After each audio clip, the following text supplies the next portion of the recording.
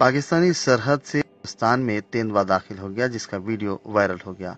पाकिस्तान की सरहद से तेंदुआ हिंदुस्तान में दाखिल हो गया। पुलिस ने इंकशाफ किया है कि ये जम्मू कश्मीर के सांबा जिले में बैनुल-अक़वामी सरहद से दाखिल हुआ था। सीसीटीवी फुटेज में एक चीता बीएसएफ बॉर्डर आउटपोस्ट नर्सरी के करीब बाढ़ को अबूर करके सरहद में दाखिल होता नजर आ रहा है। बीएसएफ की तरफ से इत्तला मिलने के बाद तमाम सरहदी पुलिस चौकियों को अलर्ट कर दिया गया है। इन इलाकों में मुकामी लोगों को अलर्ट कर दिया गया है।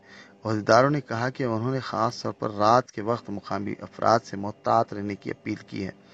तेंदुए को पकड़ने के लिए तमाम तर जरूरी इकदाम अंजाम दिए जा रहे हैं।